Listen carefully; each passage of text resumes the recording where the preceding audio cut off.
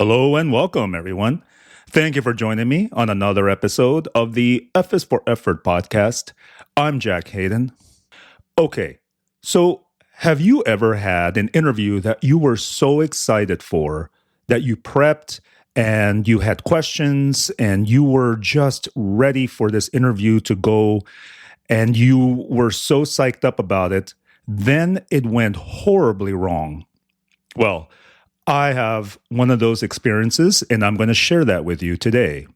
So, my experience took place about a few months ago when I was contacted by a recruiter that had seen my profile on one of those job recruiting websites. And he wanted to discuss a position that he was recruiting for. So, he sets up a screening interview with me. And that interview went really well. We had a great discussion. I presented all of my skills and experience of what I did previously. And then he told me about the position, which I was really excited for. And I thought I was a great candidate and fit for. So he ended the call with telling me that he was going to present me to the hiring manager. And then he would get back to me. So given my previous experience with interviews and recruiters, I thought this could take a while, perhaps, a few days or a week. But he actually ended up contacting me later on that day. So this totally even psyched me up more because I thought, wow, he was really impressed with me. So therefore, he's moving me along pretty quickly. So then on the same day, he sends me an email letting me know what time and date my interview will take place with a couple of hiring managers that will be on the call. Then he further informs me that I will need to complete and present a case study to these two hiring managers during the interview as a 15-minute presentation to them. So I went ahead and I accepted. I was actually pretty excited about the case study project, and I thought that I could do a good job. So I downloaded the file, opened it up. It was a PowerPoint file. So there were multiple slides, and I read the instructions. I had to highlight whatever red flags I saw in the data and then make recommendations. So I went ahead and I took my time. I made sure that I was prepared for it going into the file. I made sure that I looked at everything, studied it really well. Then I made my recommendations. I highlighted my red flags that I saw within the data. And I made sure everything was really done perfectly so that way I could do a good job during this presentation. I looked at it once. That was my rough draft. Then I looked at it again, made any final revisions and corrections to it. Then once it was complete, I then rehearsed a presentation and made notes. I was totally just doing everything I needed to in order to be completely and totally prepared for this interview. I finally was done. I closed the file and I was set. Then the day of the interview, it was an interview that was scheduled for midday. So I even took the morning of that day to relook at the file. And I was completely confident and totally prepared for what the presentation was going to be about and how I was going to present.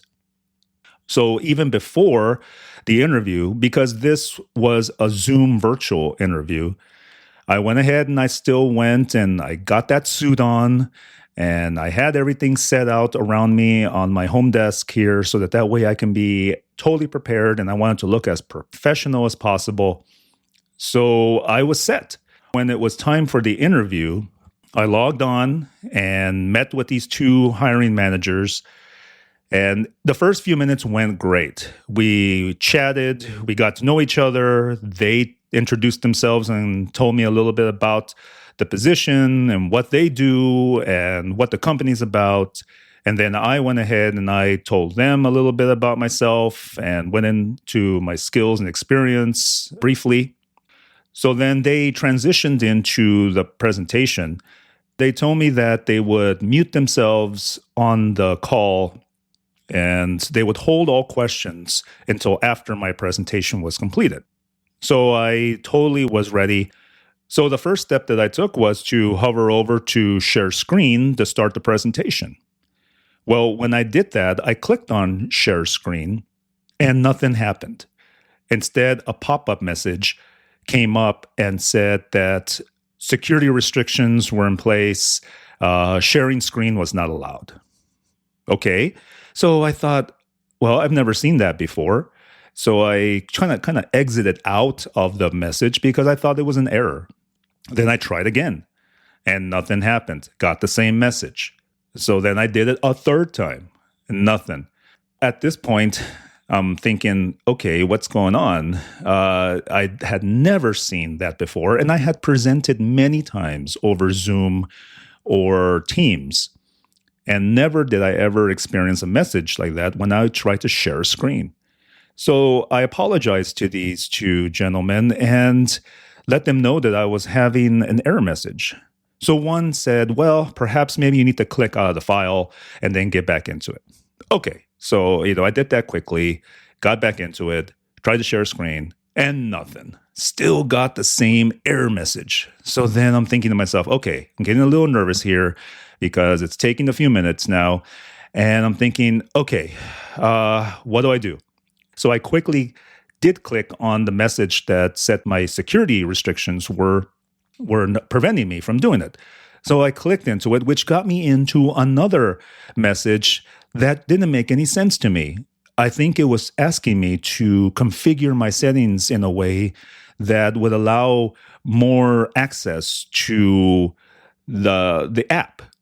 Well, okay, I didn't want to take the time to do it, so I was trying to go around it and trying to see how I can get this screen to share, and I'm in the moment, so therefore I don't want to take any more time while these two managers are sitting there. So I'm kind of trying to click on whatever I can. I exit out, and so then I asked them, "Hey, by chance, do you see my screen?" And they say, "No, we still can't." Okay, so I'm getting a little more nervous here. I'm getting a little bit more agitated. So then I'm telling them, "Okay, I simply still cannot figure out why I can't share a screen." So then they tell me, "What if you?" And because I guess they've experienced this in the past, you may need to drop off the call and get back in. Okay, so I did that quickly. I dropped off the call, logged back in, joined the call, and then I tried to share my screen again with this file, and nothing happened. Same error message. Okay, so at this point, I am completely agitated. I'm very embarrassed, and I'm just flustered because I don't know what to do. I'm at the moment, and I didn't know what that message was telling me or why I was getting it. So to save time, because by now several minutes had gone by and I only had 15 minutes to present anyway, so I'm really, really starting to sweat here. Well, one of the managers said, well, why don't you go ahead and email the file to me so that way I could open it up and see if it shares for me. Okay, so I am just so at this point flustered that I agree. So I try to hover over to my email to try to email this file.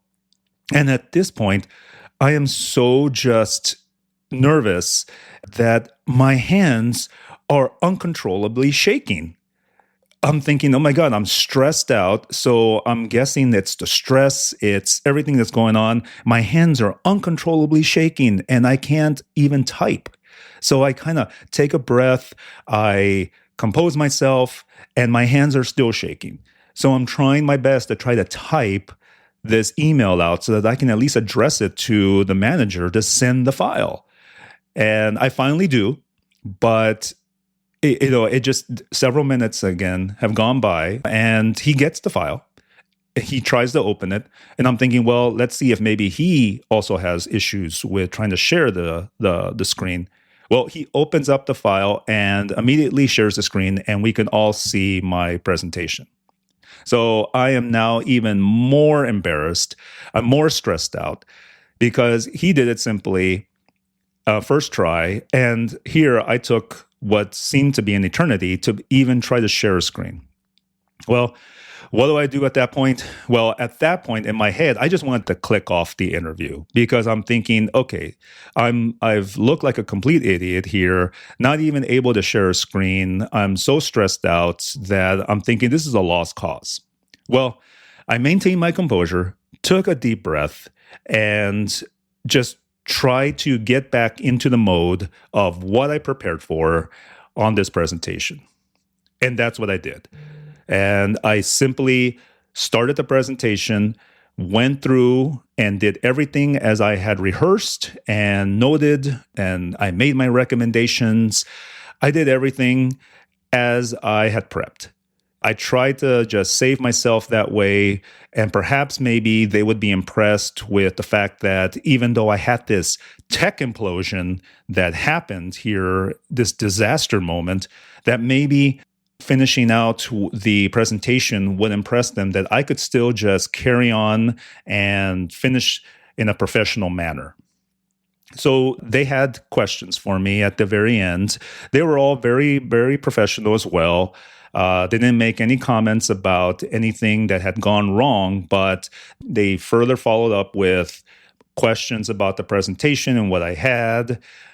After that, it only took a few more minutes. We kind of had our little closing, more discussion about the data, and then they told me that they had other interviews, other candidates to finish out and still get through.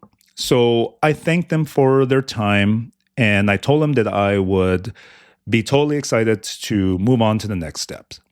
And we ended the call. Once the call was over with, I was just so angry at myself because I didn't see that coming.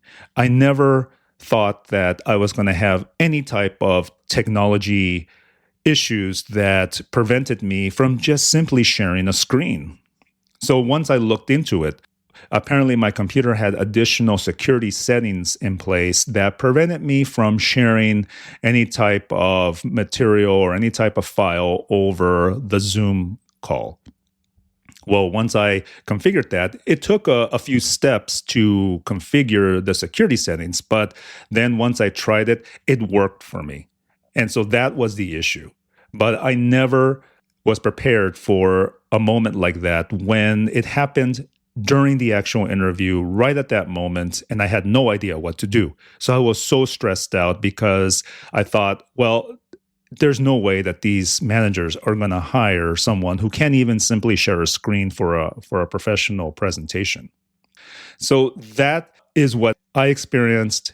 I did get an email from the recruiter a couple of days later. And of course, it was one of those general emails that told me that I was not selected for the position. Now, normally, I would follow up with the recruiter and ask for maybe some constructive feedback as to why I didn't get the position. But given this particular interview, I kind of already knew what had gone on, so it wasn't much of a surprise for me when I got that email. So that was my tech implosion nightmare of an interview that took place. Never did I ever have another experience like that in the past or even now. That is my only time that I think would stick with me. And I just couldn't believe that happened. So, how many of you have had similar situations and can relate to such a nightmare of an interview? It's one of those things that you just can't prep for. And how do you prepare for that?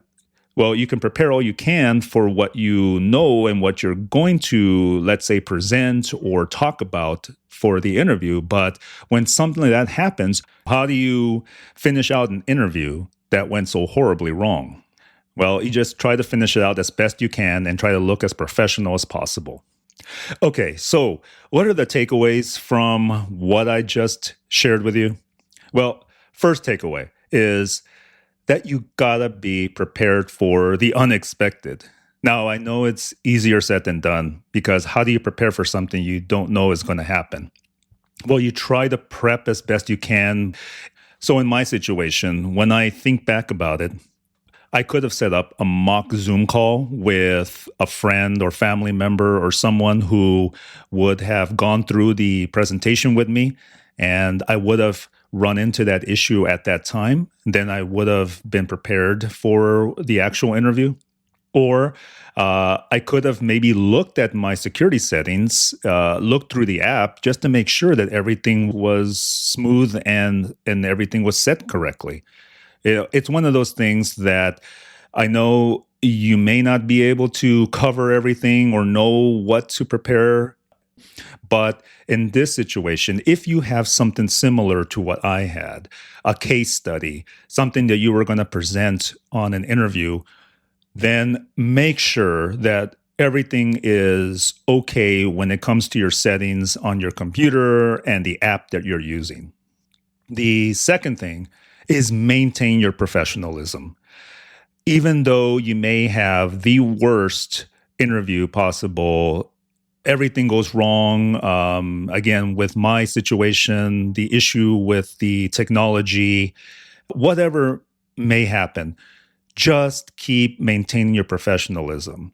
Don't get so flustered that you don't even know what to say and you keep jumbling your words or you keep messing up.